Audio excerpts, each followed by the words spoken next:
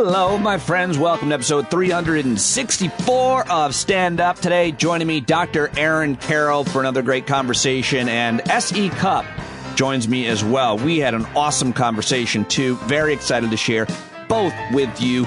No news today because I'm faking this high energy right now. I am sick. Pretty sick. I'm able to do the interviews, but the producing the news segment is a bear every day. I'm not complaining, but I just can't. I don't have 5 hours of energy to do that in the morning. I got to get better and get rest. So I'm doing the interviews, putting it on the podcast, posting it up, and appreciate your patience with me not doing the news segment. I know how important that is to a lot of people. I love doing it. So we'll get back to it ASAP as soon as I'm feeling better. But this fake energy is running out. So let me give an introduction to my first guest, who, of course, is one of my all-time favorites, a close personal friend of mine. He has become over the years. He is a pediatrician. He is a professor at Indiana University. He's huge in the media and the books. He's got an awesome YouTube channel. If you haven't subscribed, go check out Healthcare Triage on YouTube. Get his book, The Bad Food Bible. He's written several books. And you all know Aaron Carroll, don't you? Aaron E. Carroll on Twitter. Here is my first conversation for today's episode with the great Dr. Aaron Carroll. There he is right now. Dr. Yay. Aaron Carroll. Great to have you back. The hero of University of Indiana University. Right. So let me just start by saying I have a monster summer cold. And I'm reading your friend, I think you've touted her work, Helen Branswell. You like her, right? Yeah. Writing at Staten News, the headline is, as COVID dissipates in the U.S., cold and flu viruses may return with a vengeance. My question is twofold. First, how accurate is that? And second of all, why do I not need to worry about COVID? Because when I tweeted this out, I was tweeting, making fun of myself, how bad I am as a sick person. I got it from my daughters who went back to school, one of them. But I was surprised by the reaction. There was like, you should probably just get tested just in case. Well, okay, so Amy actually got a bad cold in like April, and we did get her tested, but she was thinking like she didn't feel like she could go to work. And then of course I got the cold, but I knew it was a cold at that point because I got it from Amy.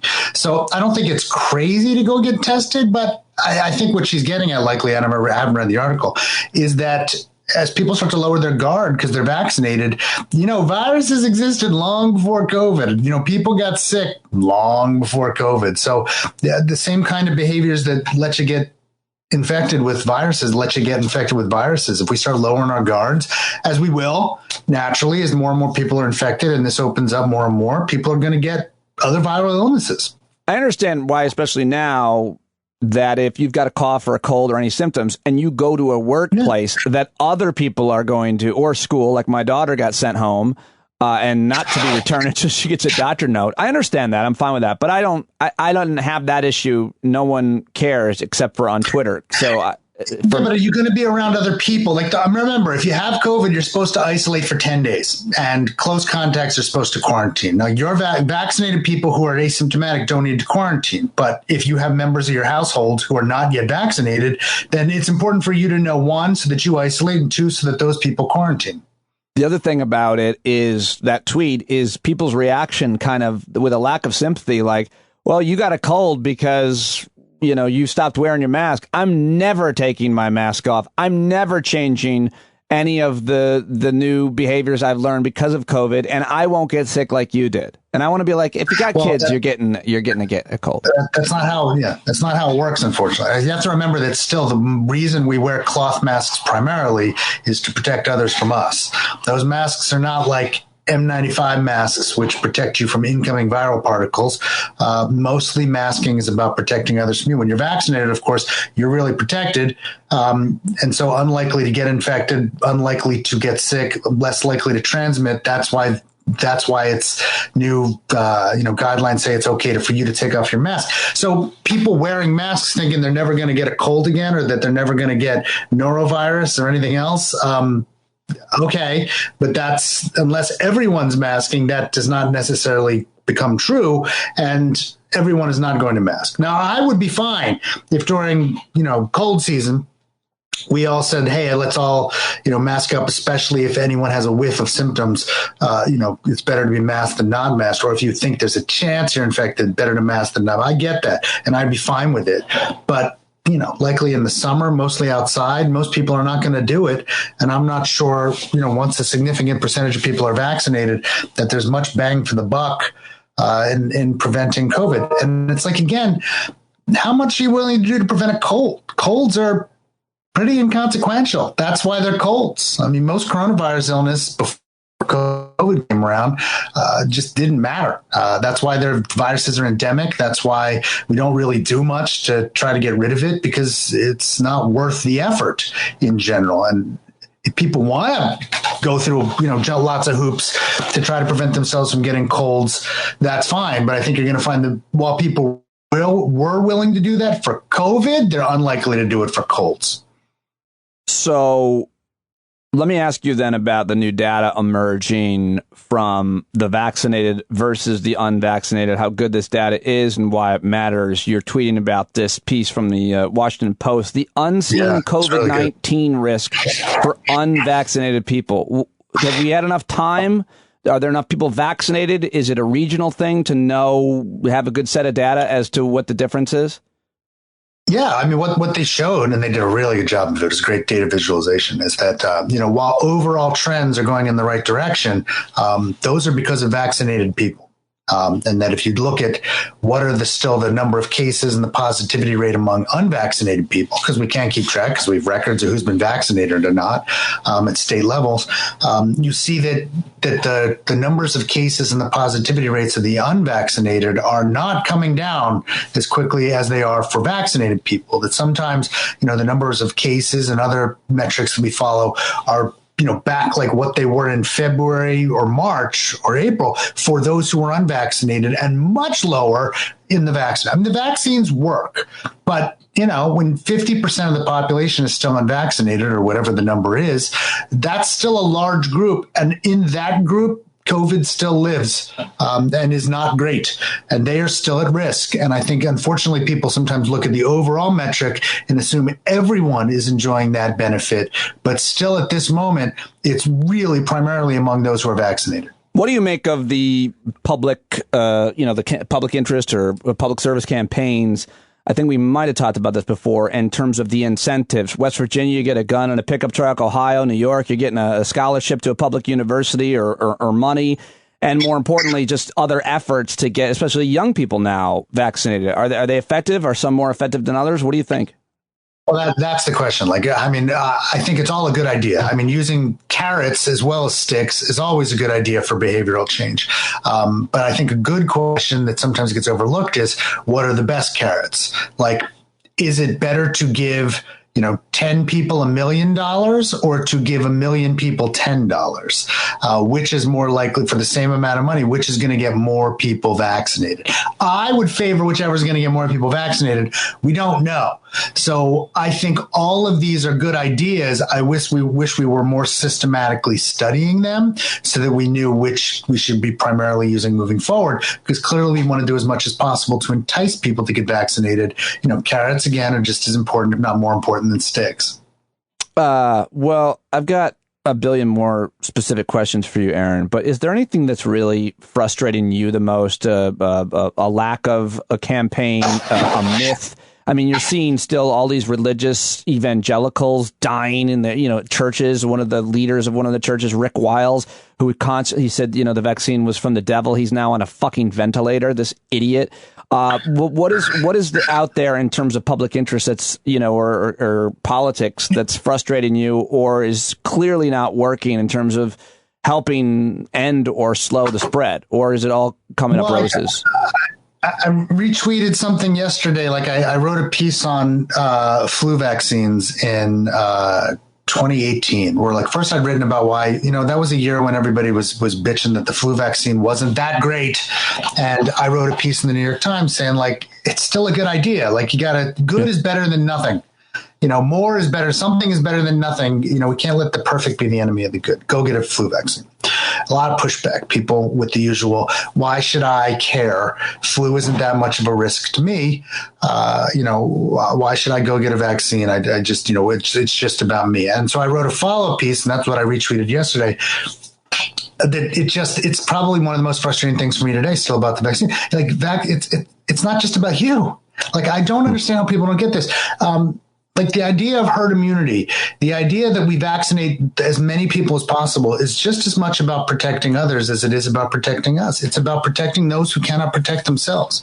It's about protecting the weakest among us. Some people cannot be vaccinated because they are sick, because they can't mount an immune response, or because, even if they could get vaccinated, it just doesn't work well. We need to protect those people. We need to protect the weak. My argument in the flu vaccine was we need to protect old people. We need to protect the very young. With COVID, it's different populations, not terribly different. Well, the older populations are still at risk. But like, the example that I used was that when the varicella vaccine was first deployed, we had at that time a number. What was that for? A lot of people say, why should I care? Chickenpox. Chickenpox isn't that big a deal. Why do I care about a vaccine for chickenpox? Everybody got chickenpox. Nobody gets really sick. Who gives a crap? I don't want to get vaccinated. Well, the argument was some people do get very sick from chickenpox. In fact, a number of babies die every year of varicella, of chickenpox. It wasn't huge, but it was some number greater than zero, and it was bad. You don't want babies to die. And of course, kids get chickenpox. They give it to their baby siblings. Babies die. But when the vaccine was introduced, we couldn't give it out to anyone less than 1 year of age. You can't protect babies with it. But we gave it to everyone greater than 1 year of age. And a couple years later, no babies died of chickenpox. Now, none of them were immunized. None. But by protecting all their siblings, and since most people who are adults had already had chickenpox and were immune, we created this bubble of safety that protected the babies. That's what we do. Why do I need to vaccinate all these kids? To protect the babies. That's what we do. We protect each other. We're a community. Vaccination is as much about public health as it is about individual health. But I'm blown away. Still, same arguments. Like, why should I get vaccinated? I'm fine. My risk of death is low. And I see these arguments come from people who ostensibly making careers in the idea that we should care about each other, that we should care about the weakest among us, that we should, care about our brothers and sisters, and that we should want to protect those who cannot protect themselves. That's the good thing to do. And yet, there's still this major tone of I'm going to refuse to get vaccinated. I'm going to tell other people not to get vaccinated because I believe their personal risk is low. Well, it's sad. It bothers me. It bothers me like as an American. It bothers me as a pediatrician. It bothers me just as a human. This is one of those things where for the collective good to protect others, if enough of us get vaccinated, it creates herd immunity. It creates a blanket of protection, a wall of safety that protects everyone. Even, I'd argue, people who truly have a religious, exemption against it, like a religious belief that prohibits them from doing this. If those people exist, I want to protect them too. And so I recommend that everyone who can get the vaccine should. But recognize that, when we refuse to get vaccinated, we're refusing to help protect each other as much as we're refusing to protect ourselves. But I guess the thing that I know you're not naive, and I know that you think there's some percentage of this, but when you say you get frustrated and when you make the point it's not about you and that we need to protect each other and we're a community, I wonder if there could be a research or a polling done asking people, do you care about other people that aren't your family or close kin? Because when I hear you say that, others as well, I want to react with, we have enough data just anecdotally to know there's enough Americans that actually don't care about other people. They might admit it, they might not. They don't care in the abstract. The argument is also made for insurance. I mean, why should I pay for your insurance? Look, again, everyone knows someone with cancer. Everyone knows someone old. Everyone knows someone who, might have a health issue or for some reason can't or might not. Like, people, we know sick people. I mean, if you don't, great. More power to you. But we all know someone at risk. But again, what again, I think I was getting it from your original statement. It bothers me when people who are from groups whose raison d'etre is caring about each other also say, yes, but I'm advocating that we not protect each other. Are you referring to religious and church groups types, or? Well, I don't want to say church groups because I think there's plenty of religions. I'm not going to single out any, and I think that there's a lot of church groups that are doing great things. Well, it's overwhelmingly. I think it's not hard to look, and some of these groups are secular and some of them are religious, where they are constructed around, the idea that we care for each other and we're part of a community, and in the same breath, basically saying that they're advocating that we should refuse to get vaccinated because our individual, people that we know are not at risk. That hypocrisy is hard. I'll share that article in the links to today's show. Still not convinced you need a vaccine first. It's not all about you. You wrote that in 2018 in the New York Times. Yes. Still, you could change freaking few words and it'd be perfectly applicable for today, which is, too often the case. But yeah. What do you make of the big conversation and now controversy about the lab leak theory, and that a lot of people were wrong and shouldn't have jumped to conclusions and all of that? Have you thought about it, written about it? Do you have anything to say about it? I know I have not. I've not written about it, but you and I have talked about it. I remember once in a while you'd say this, and I think my response is, I was like, I don't know. Sometimes I'd be like, I'm not sure how much I care, just because until we actually can get good data, I don't know. And it's like, and I'm not going to uncover that data. But I was like, I don't know. The truth of the matter is I still don't know. But I'm in the real world. We're listen, I don't necessarily know that I believe somebody purposely tried to kill Americans. This is a worldwide pandemic. Clearly, it was hitting everybody. It's not like it's a targeted weapon. So when people were trying to make arguments that this was a targeted strike against us, I was like, well, it's a pretty crappy one if that was the case. But could this have come out of I don't know. I don't know if this was, people just studying viruses versus it happened. I just don't know. I wish China would, allow for better data gathering to figure out, because it'd be good to know to prevent something like this from happening again, certainly. I do. Following the controversy now, it is very clear that there was some groupthink around, it seems like there might have been some groupthink around coalescing based upon, who was saying or doing things. But I don't know. I don't know today. I didn't know then. I wanted to ask you about supplements as it relates to when you have a cold. Just because I have one, I want to bring it up. But you've always pretty much, I'm not going to generalize, but there's really not anything you can do to change the trajectory of a cold. There are things you can do to lessen symptoms like coughing and phlegm and headache and pain, right? But some of those, yes. Yeah. Okay. So headache, pain, fever, yes. Cough, cough medicines don't work nearly as well as people think they do. When we run them in randomized controlled trials, especially with kids, they don't work very well. But, there's no question, Advil or ibuprofen, acetaminophen, they work. Absolutely. And they pain relief, and they work for, and other medicines will work as well. But we don't have good treatments for viruses. We just don't. Have you seen any positive? Which is why I want to finish. That's why vaccines are so important, because it's so much better to prevent getting a virus than it is to treat one. We don't have effective treatments for the vast majority of viral illnesses, which is why you just sort of suffer through it. But we can prevent them. Let's do that. I wanted to ask you simply about zinc. Is there any good usage of zinc? If I hear zinc one more time, take zinc. Why don't you just take some zinc? Have you tried zinc? Fuck off, zinc. Who is behind big zinc? Don't they make pennies out of them? I guess that's a good use for zinc. But health-wise, no. Nothing. They've done lots and lots and lots of studies. I wrote about this in one of the books. Yeah. I can't remember exactly which one. I can pull it off the shelf back there. But no, there's there have been enough studies that there may be one, if I remember correctly, that says amongst incredibly high performing mountain climbers or something, there was a tiny effect, but that's one of those outlier things that just, whatever. It's one outlier. The vast majority, no effects. In fact, at one point they had, if I remember correctly, some kind of zinc gel that you could put in your nose, and it wound up killing your taste of smell. So they had to take that off the market. But no, these supplements don't work. Again, if supplements truly worked, we wouldn't call them supplements. They'd call them medicine, and pharmaceutical companies would be selling it left and right. And insurance we'd try to get insurance to cover it and everything else. So no, and like, who would not want it to work? Like, if we truly had an effective thing that fixed the cold, why? I just told you, like, we had colds. Like, why wouldn't I use it? Why wouldn't anyone use it? What would be the point? I just saw an ad for vitamin C, or that, no, what is it called? What's it called? Well, it's good preventing scurvy on voyages across the ocean.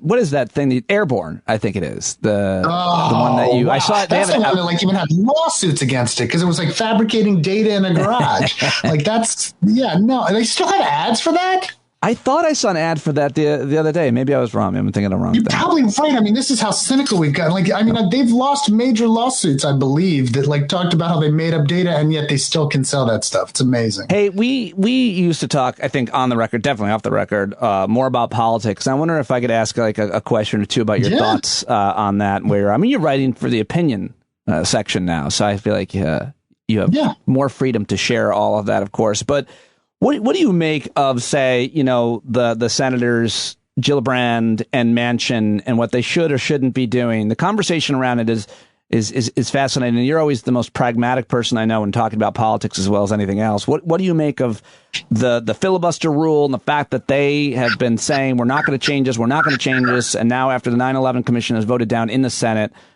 maybe, I don't know. What do you think about all that? Well, I mean, if we're talking specifically about the 9/11 Commission, I mean, the 1/6 Commission. Sorry.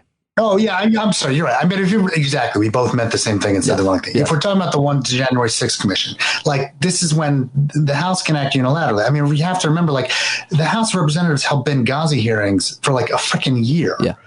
They don't need Senate approval for that. This is, as far as I know, much more evidence in our face. Like, the House could just do that, and that's probably what they will do. So, if your point is to hold public hearings like this, yeah, it'd be great if we could have a bipartisan, an agreement. I'd be all for that. But there's other things to do, short of that.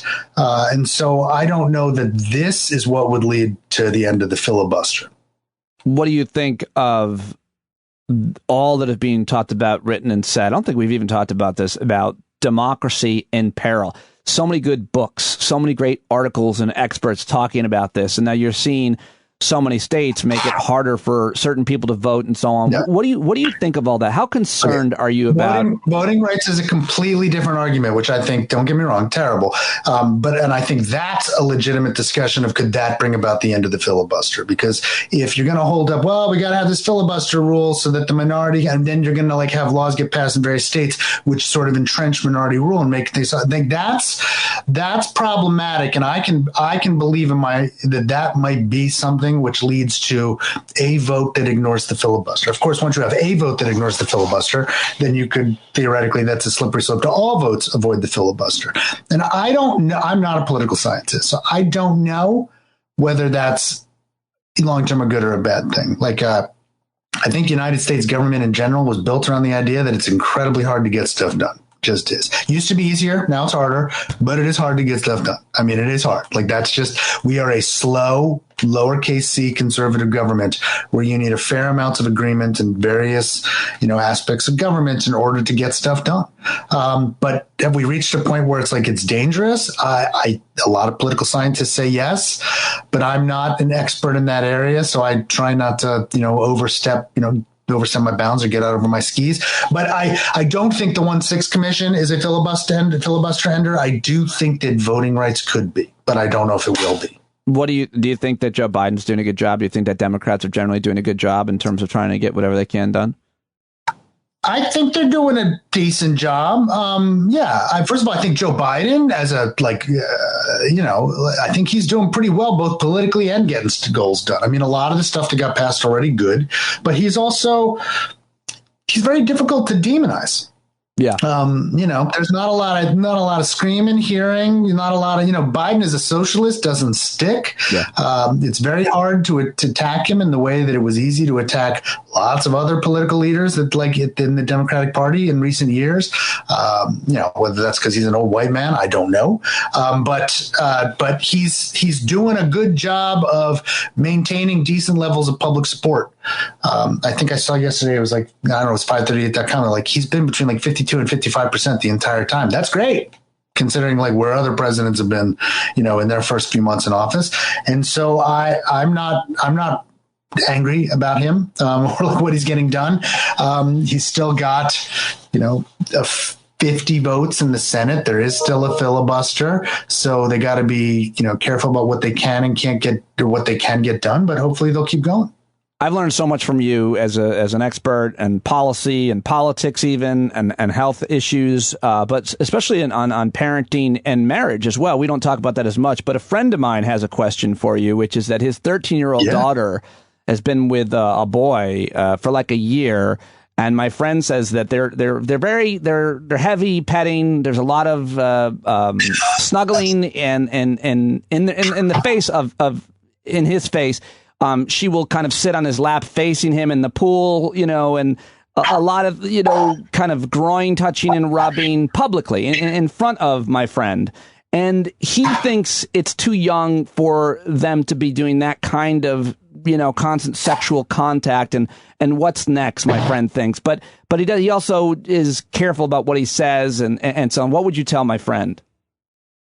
As much as you can establish open dialogue, that's your best bet. I mean, granted, it's totally, I think, legitimate to talk to your kids about what's acceptable sort of in public versus private. And that's one thing. But you want to keep open dialogue so that will trust you and talk to you about what decision she's making and what she's thinking and where she's going. Driving it completely underground only makes it secret. It doesn't necessarily stop it from happening.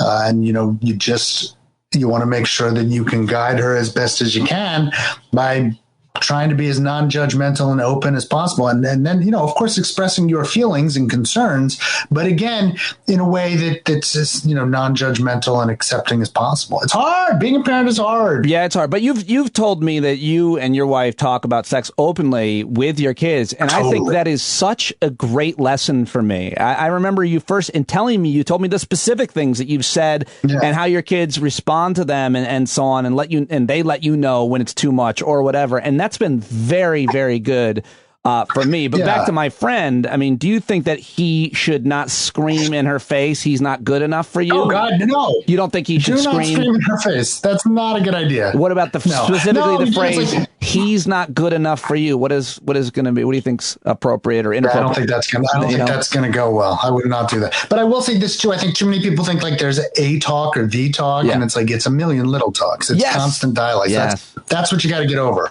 Like it's like you can't be like, oh well, we had a talk or the talk 2 years ago, so we're good. It's if you're talking about it openly and all the time, then it becomes like a non-secret, non-stigmatized thing that your kids will feel comfortable talking to you about it when the time is right. I was listening to a podcast with Jason Bateman, Sean Hayes, and Will Arnett. These guys, they all three host a podcast. And Sean, I don't think has kids. He's gay, and he's probably actually more comfortable talking about it. But the other two guys have teenage kids, and they talked about how they barely talked about it with their kids. And I'm like, we've been talking about it since the girls I've been talking about specifically with them since they were little, since you taught me how important it was, and it works. So weird to me that guys are like, oh, I don't know what you're saying. I've horrified my kids by answering their questions honestly, quickly in the last few weeks, even. It's like, why did you say that? Like, no, if you ask me a question, you get an honest answer. An honest answer. Yeah. Unless it's what is the best word for ejaculation or climax? What I always feel weird with that one.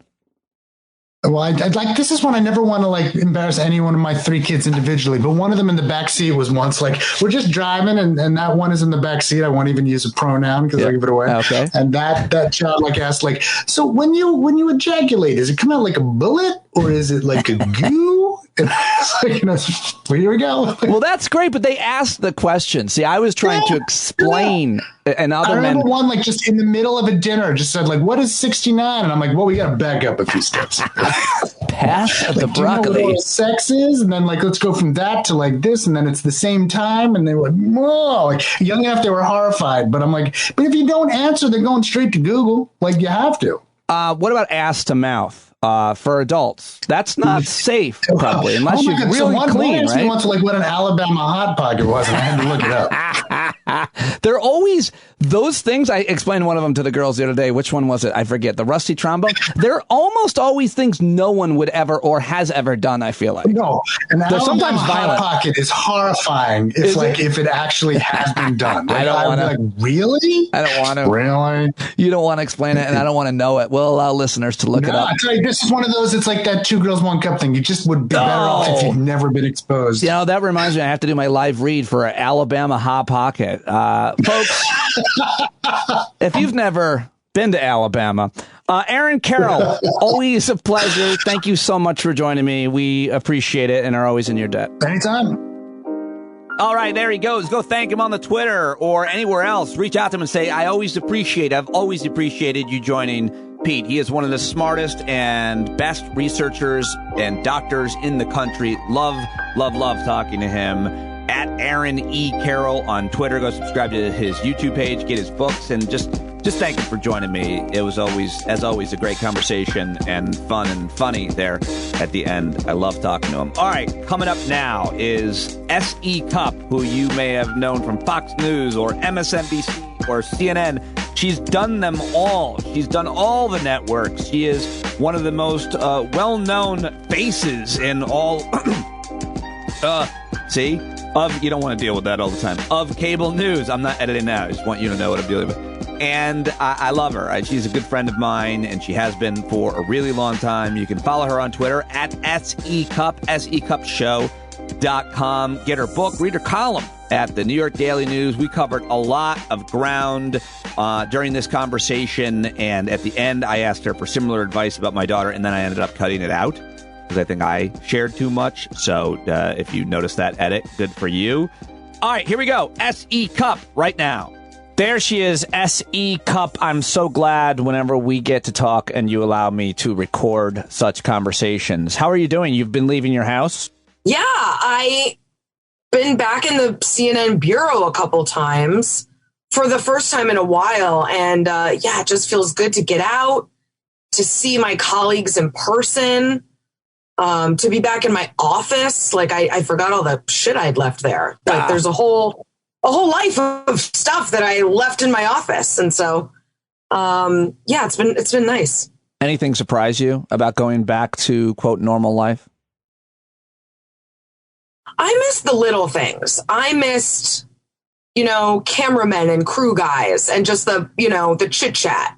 I miss office gossip. I miss running into people and having a spontaneous conversation that you couldn't plan or text or email. You can only have it in the moment, running into someone in the office like, oh my God, did you hear about so-and-so or whatever? I miss that because it's been a year and a half of none of that.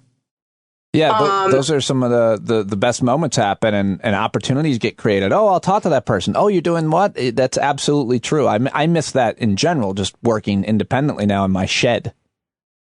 Well, yeah, it's networking and FaceTime with executives. I haven't seen executives in forever. That's not great for someone's career.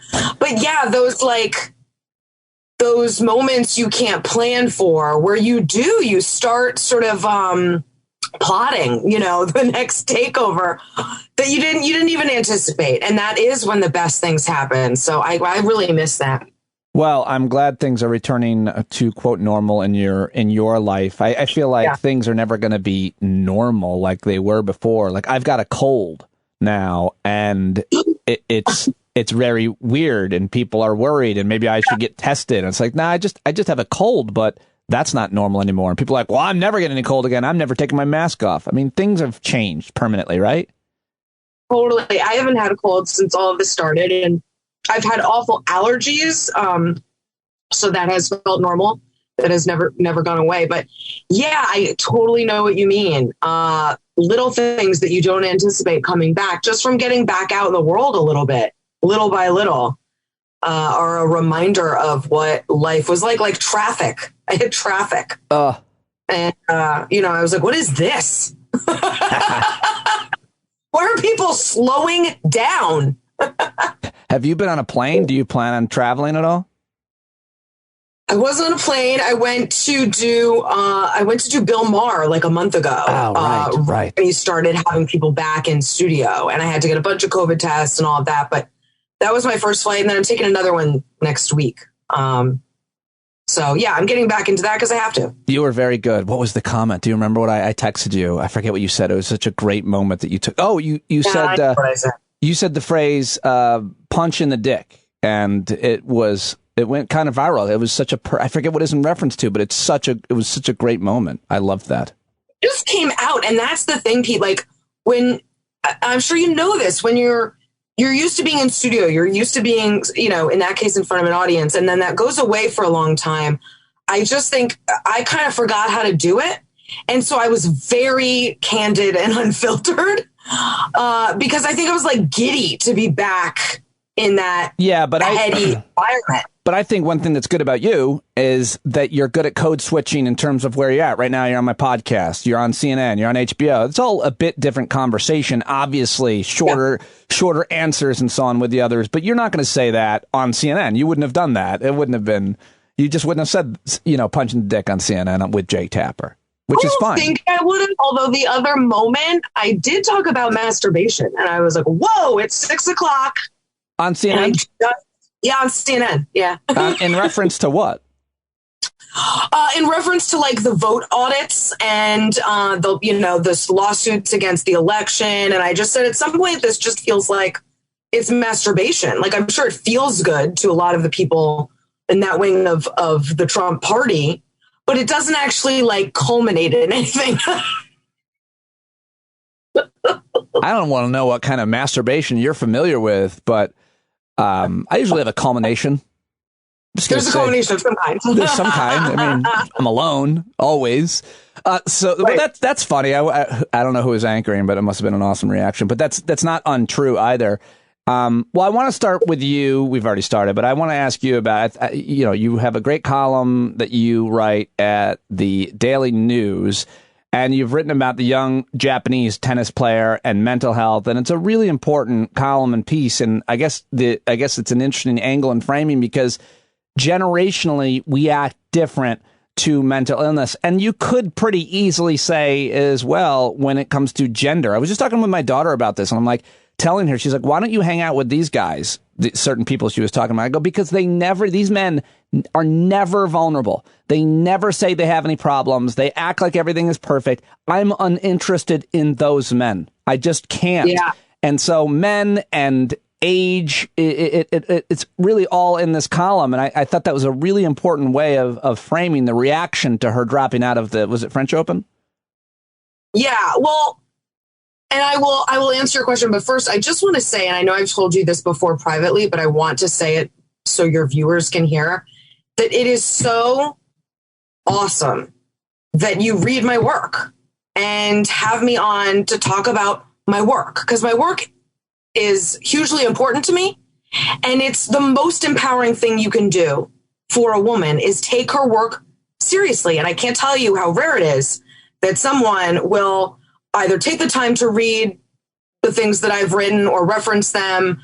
And oftentimes they'll say openly, I didn't read it, but why don't you go ahead and fill me in? Or they'll say, I didn't have time to read it. I mean, so it really is like the best thing you can do for a woman is to take her work seriously. And you always do. So thank you very much. But yeah, all of the filters through which we see mental health, there is a generational filter, right? My parents, I think, don't take mental health as a concept as seriously as I do, even though they watched me go through some mental health problems.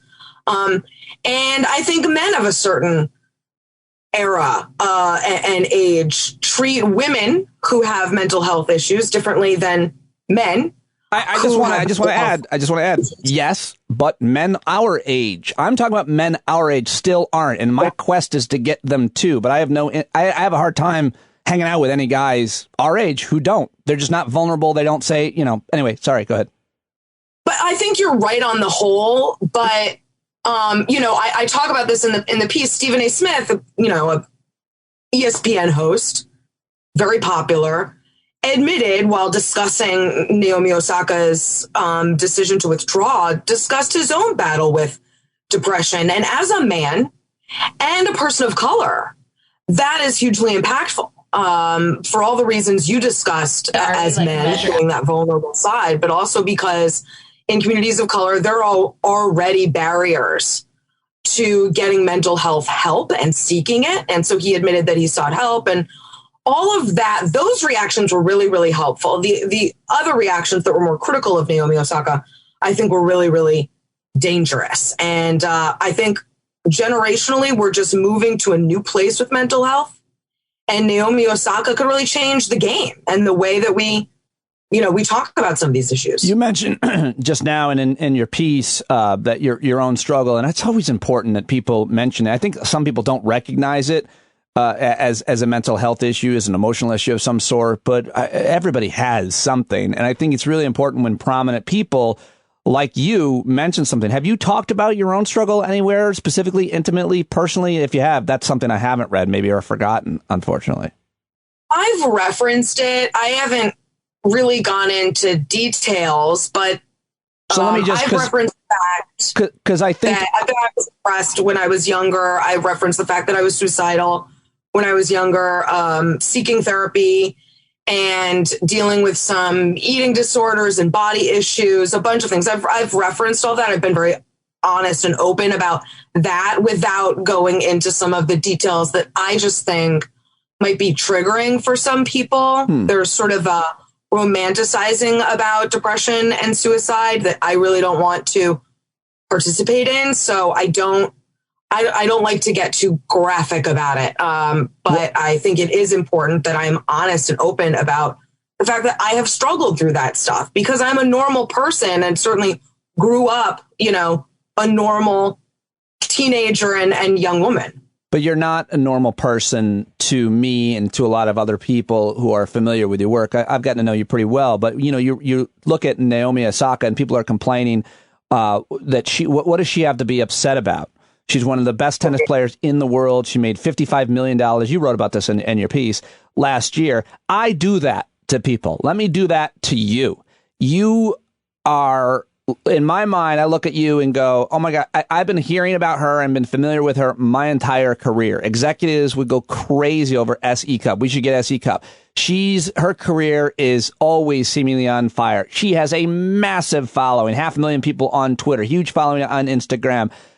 Looks like her marriage and her husband is fantastic. She's got a son. She's a perfect looking person. What do you possibly have to struggle with? I do that to people all the time. Why are you upset? You have money, you have respect, your career is on fire, your marriage looks perfect, and I don't think you have anything to be ever upset about. We do that to each other. And I get that.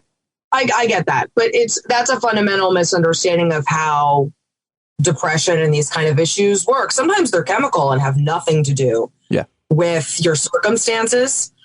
Certainly being wealthy or famous or beloved or successful or whatever, depression does not care about any of that. Depression is a liar. Depression will tell you that you are hurting when you on paper shouldn't be. Depression will tell you you're awful when you're actually good. Depression's a liar. And so that reading of a person's circumstance and superficial life, it just does not tell the full story. And sometimes having all of that stuff, feeling like life is perfect, I should feel okay, I should be happy, is part of the problem. And I think, look, people have different kinds of mental health problems. Naomi Osaka talks about anxiety and social anxiety.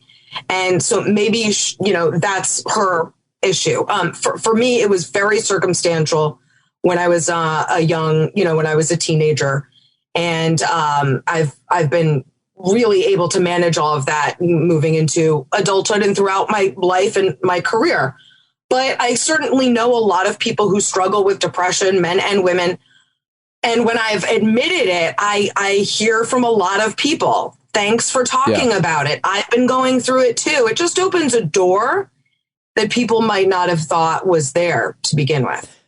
Do you ever do people ever reach out to you and say, my daughter is a teenage girl, she admires you, and I know you've talked about do you ever mentor young or adolescent girls? Because, I have two daughters and they deal with all kinds of stuff. And I think it's interesting, like once I hooked my daughter up with a well-known actress, just to have a conversation with, my daughter, I idolized this actress, and I told her that my daughter was struggling when she was in like 7th grade, social stuff. And it was super helpful because she already admired her. You're a public person, a well-known person, and a lot of people think, look at you as a very famous person. And I think sometimes it's such a big deal when someone like yourself talks to a teenage version of themselves. Do you ever talk to young women about these things?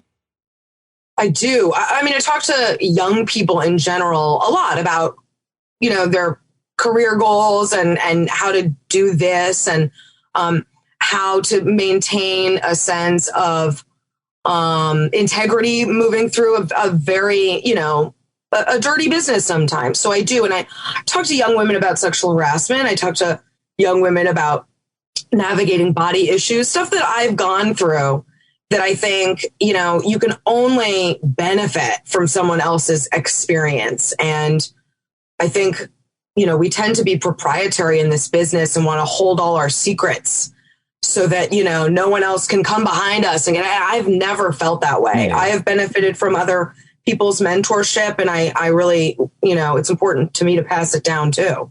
Yeah, same. I don't really, I understand why people do that, but I also think it's unhelpful even for your own selfish kind of reasons. Well, don't you feel like there's enough work for everyone? Look, I know this is a competitive business. And I've never tried to get ahead by holding someone else back. Like, I want to get ahead myself because, people want to hear more of me or see more of me or read more of me. And if they've decided they're done with me, I'll take that. That's okay. But I just feel like if I can't figure out how to make my work saleable, that's on me, Yeah, I agree with that. I don't know if I would agree with the idea that there's enough work for everybody. But even if I did, I still think that it's a very strange thing to not share ideas and collaborate with other people and open doors for other people, even if you yourself didn't have a lot of that. And for that reason, you should be doing a lot of that. I think it's, but I also think there's these clubs too, men end up doing it for other men that that they feel they're comfortable with and familiar with. And, you went to this college, this fraternity, there's all kinds of clubs and channels and lanes that you get into, which is why I think that everybody has to try to do it for people. That's why I think it makes more sense with women help women or black folks help, minorities and so on. It seems to make more sense that way to create more opportunities. You'd be surprised. I don't know, maybe you wouldn't be surprised. And I'm sure some of the people I'm thinking of, but, women have a club too. And there are lots of women in this business who I came up after who were not very welcoming, closed doors, literally, would try to sabotage their career. They were so insecure about their own.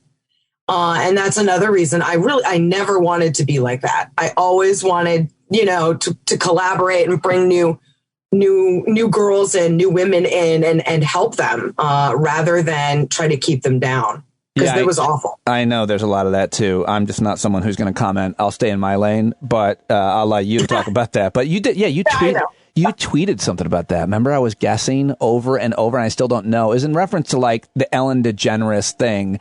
And I know you're not going to tell us now, obviously, but the point was sometimes the people who seem the nicest. What was it? Yes. What I said was this producer I had years ago, who's a well-known producer of, I think I revealed this, of morning show. Gave me a lesson when he and I started working together a little bit. He said, listen, just be who you are. You can be an asshole if who you are in real life is an asshole. But if who you are in real life is an asshole and you're trying to be Mr. or Mrs. Sunshine and I'm just so nice and sweet, you will be found out. And that will be the end because the audience can't deal with that break in character. And, you know, he mentioned someone specific and someone very well known. But everyone, tweeted me their guesses because there are a lot of folks that I think people think of who kind of betrayed their public image with some not very nice off-camera behavior. Can you give us the name of someone who's the opposite of that you've worked with, who's well known and is surprisingly kind and generous and down to earth? And, you know, I know a lot of the same people that you know, but probably not as well and probably not as many. But, you know, people will always ask you. Let me give you. So on the other side, I think the reason someone like Keith Olbermann or Bill O'Reilly worked so well is they were very close to their on-air personalities, right? Yeah. Not particularly nice, not warm and fuzzy, real aggressive. There was no break. And so you could hate them, but at least you kind of loved to hate them. On the other side, to your question, Sean Hannity is one of the nicest people I've ever worked with. Wow. I don't know that he conveys that on camera as much, but I don't like the things that he says on camera for the most part. But he is the kindest, nicest person. Was always incredibly respectful, very appropriate, very empowering, happy to mentor in a appropriate way. And I mean, I don't know that people know that about him, but I've never seen an unkind moment. Damn it. I know. Yeah. Sorry to disappoint. Guy is probably the most influential person in media because he also, people always forget about this. He does 3 hours of radio every day with a massive audience, and people always think of him doing an hour on TV. Well, let's get into then politics and Trump and all of that, because so much has been happening over the last week or two. You wrote another really good piece about Marjorie Taylor Greene, titled "Marjorie Taylor Greene Pollutes the Republic," and a lot of people don't take her seriously. They don't take a lot of folks seriously, like Michael Flynn. They didn't take Donald Trump seriously at first. And we seem to not have learned our lesson, especially maybe, some liberals in that, well, this person's way too crazy. I don't really have to. Why would I even talk about this person or what they're saying? Because I don't want to give it any traction. And I don't think it's a serious concern or threat, when in fact, how would you describe, today's congressional Republicans in the U.S. House, much less you could argue, state House Republicans, who are passing all kinds of wild laws?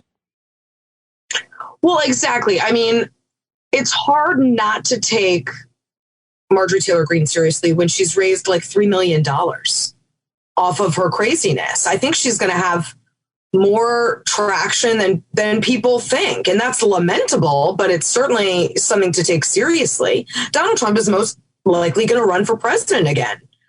Why would you not take that seriously? I mean, have we forgotten how we got here? And so I think there's a difference between taking someone seriously and like empowering them or using them, exploiting them. And I don't think we should do that for ratings or clickbait or anything. But we should take these people seriously. They, I think, represent where the energy is in the party. It's not with, the Mitt Romneys, as much as I wish it were. It's with this far right Trumpian wing. And again, that's lamentable, but that's what we need to focus on and be talking about. Where do you think we're at now? Where do you think, I keep seeing all these crazy polls. I never know to trust polls or what questions they're asked, but, a huge percentage, I would say, technically it's not a big number, but within the Republican Party, I think it's like 20% believe that Trump is still president. This week, the word reinstate was trending. Yeah. Because he views, or others think that he thinks, Maggie Haberman's reporting, that he thinks he's going to be reinstated. He just shut down his blog, which is also hilarious after 29 days. You were tweeting about that. But, I mean, it's so insane and so far off the edge, the cliff from reality. And it's a huge percentage. It's not, they call it a fringe. It's a giant percentage of people that identify as Republican that also believe in crazy stuff. And you're asked to comment on this all the time.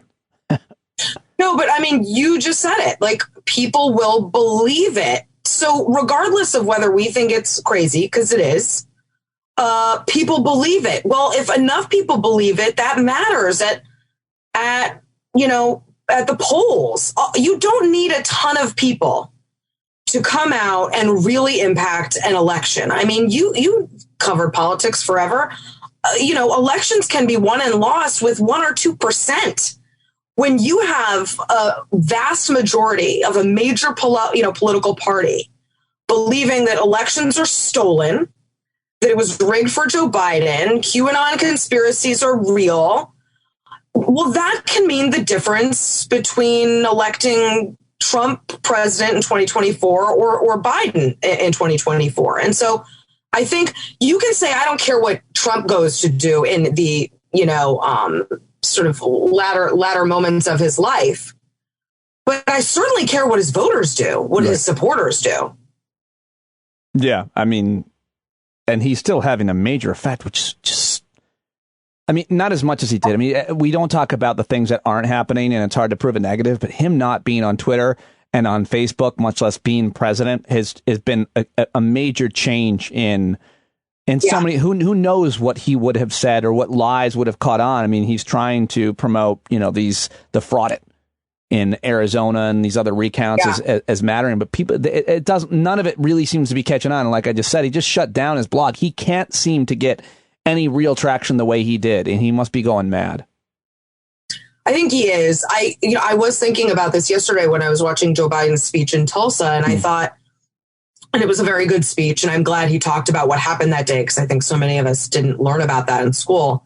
But I thought, my God, what would Trump be saying today if he were president about Tulsa?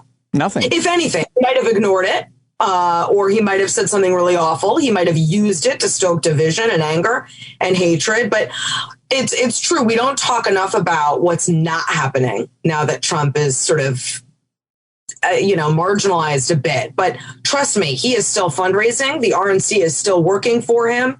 Republicans still want him to run. They're not even toying with the idea of putting anyone else up in 2024. I mean, it's maddening.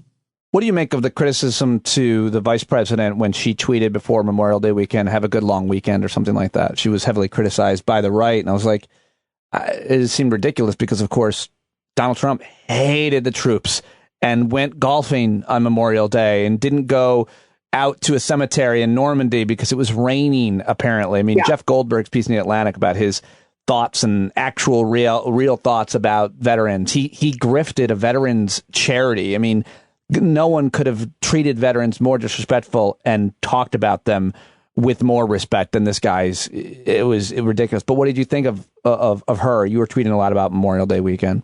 Well, I think Republicans, have long exploited patriotism and turned it into sort of a pornography. And it's useful to them when they want to get off on it and not all that important to them in practice sometimes. And Donald Trump was the perfect, exhibition of that.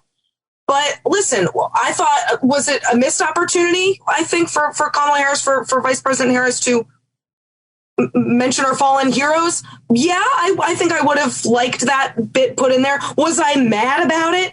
No. And of course, on Memorial Day, she did go ahead and make that acknowledgement. But, she laid a wreath too. And a Republican. Yeah. What do you think of the Republicaning, is that a word, against the commission to look into 1/6, the insurrection? Well, there's no good reason to not, want to find out what happened that day, other than you think it will implicate you.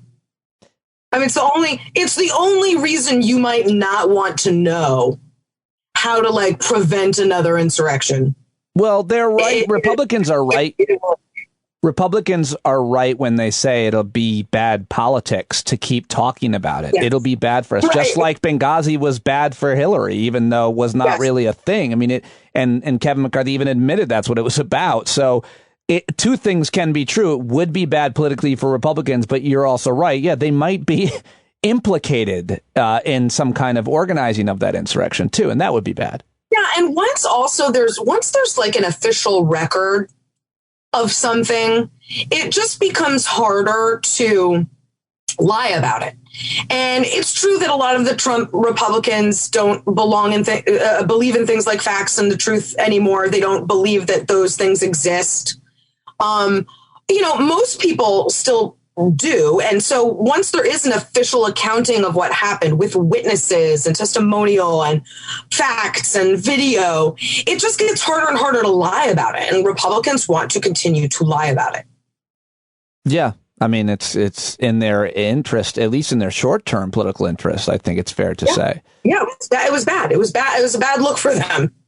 You have been very involved with and concerned about what is happening in Syria, and I just want to take a moment to publicly applaud that. You and I have talked privately about this nonprofit Inara, which was founded by a CNN correspondent whose name is escaping me for some reason. Arwa Damon, yeah. Oh, my God, Arwa Damon, who is so good. And you know a lot of these correspondents that report from conflict zones, including a lot of women.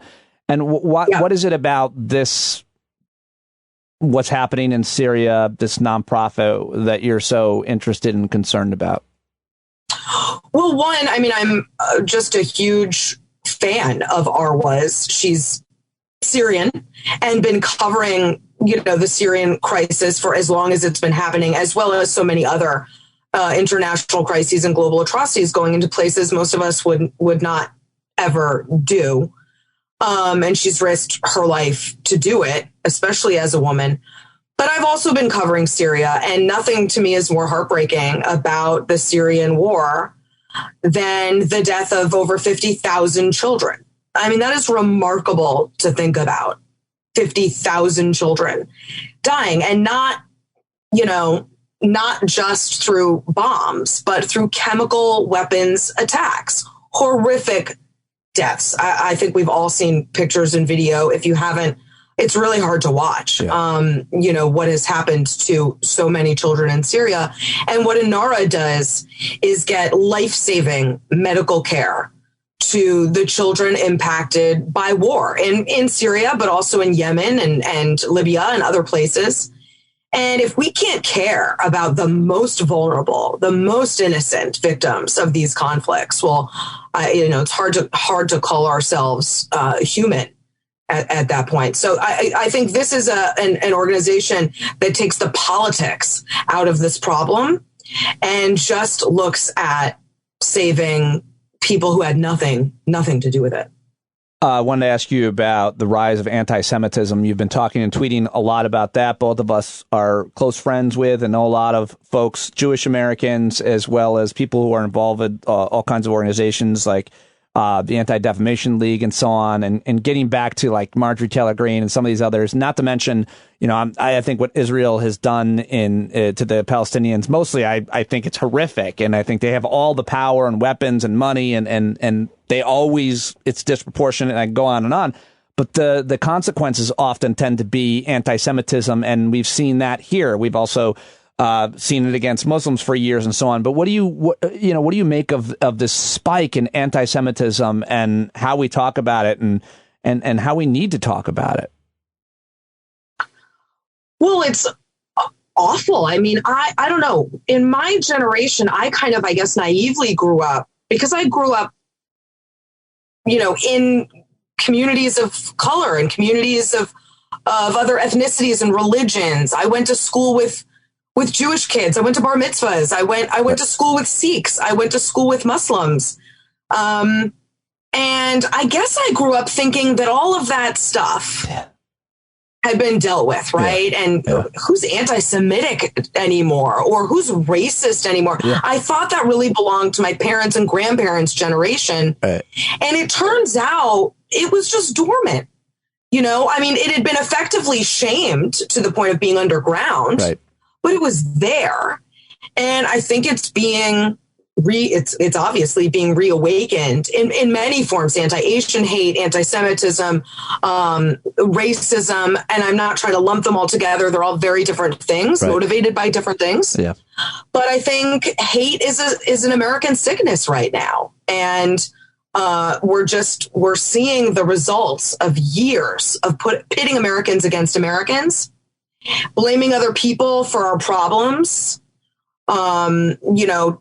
Telling people that the reason your lot in life isn't as good as you want is because of people who don't look like you.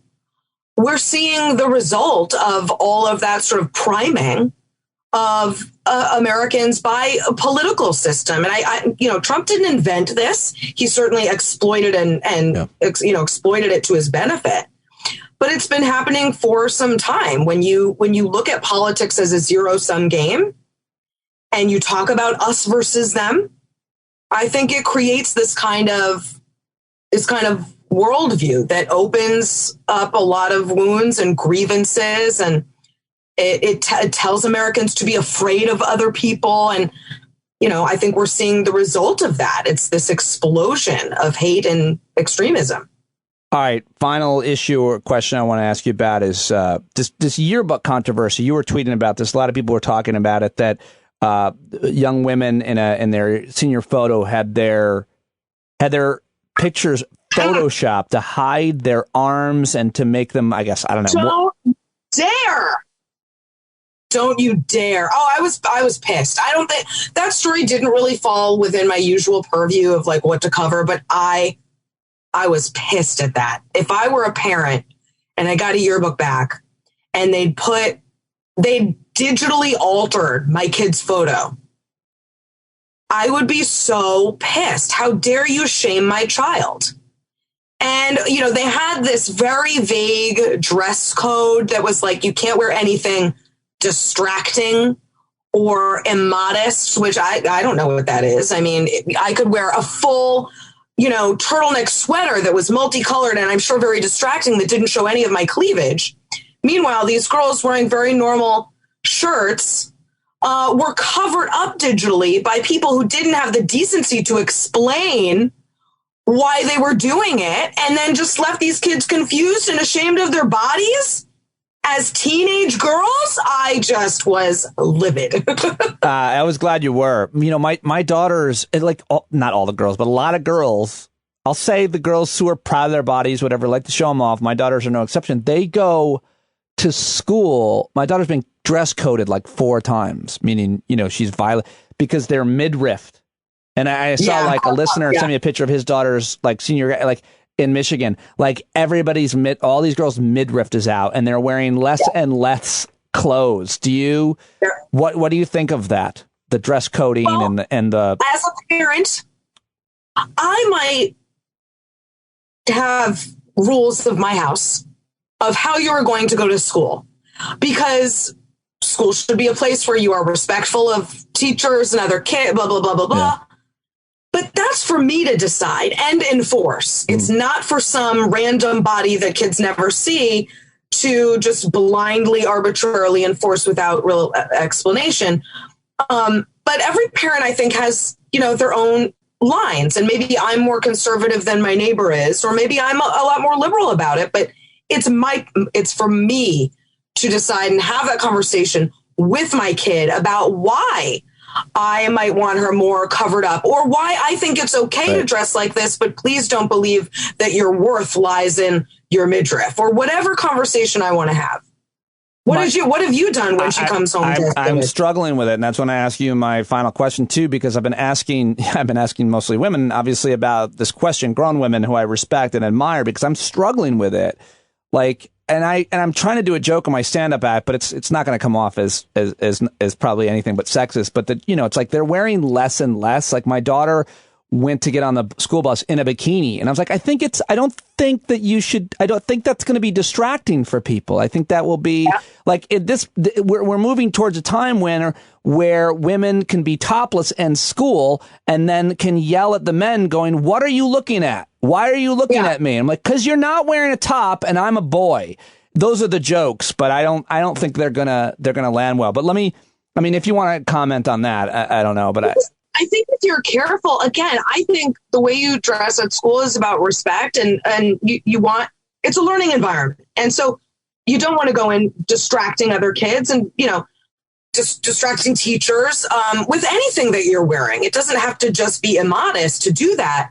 But as long as you're having conversations with your kids about self-worth, about why they're dressing the way they are. If they're proud of their body and want to show it off, gosh, that's such a better way to feel than I did at 15, which was ashamed of my body, and I dressed head to toe, completely covered because I wanted no one to see it. But I think, again, these are conversations parents should have with their kids, not school boards should decide. I love talking to you, and I appreciate you joining me today. I'll let you go, but keep up all the great work everywhere. And anything we should plug on the way out? Are we good? I'll plug it all in the show notes. Anytime. The pleasure's mine. It's super fun talking to you too, as always. The recording has stopped. The recording has stopped. I left that on the edit. I did edit off the end of our conversation because I spoke with SE again about that young teenage girl and boys, and it got too personal in terms of I was sharing too much information. She was great, as always, giving me advice. Clearly, it's about me, but I didn't want to leave that on there for the privacy of my girl. So anyway, thank you very much for listening to today's show. Look up everything SE Cupp. SECuppshow.com is her website. She's awesome on Twitter and Instagram.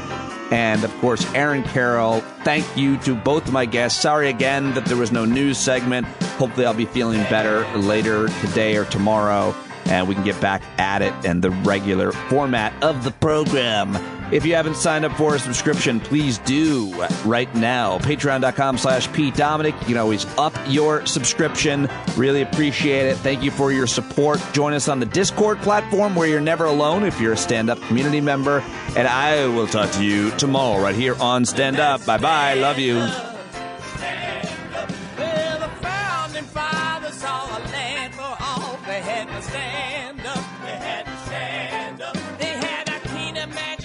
For a crystal ball, drawing all the plans of a stand up. But all they had to go on was the time they were in, with other causes for laws, and since they weren't even sin, they knew that change was gonna come before the change could begin. They had to stand up. All right, they had to stand up. We got to stand up. We got to look the devil square in the eye. We gotta let him know it's his time. Make it clear when all we hear is a lie. Why you lying awake wondering where the money all went? It'll be the cost of freedom that'll go unspent. You can see him flee the scene of that experiment if you stand up. Alright, we got to speak up, we got to reach up and raise your voice in every way you know how. Don't be toes up, you got to show up. Ain't no better time to do it but now. No need to pledge allegiance to no wanton tribe. Rise up, show obedience to the voice inside, and listen well and it'll tell you not to run and hide. It says stand.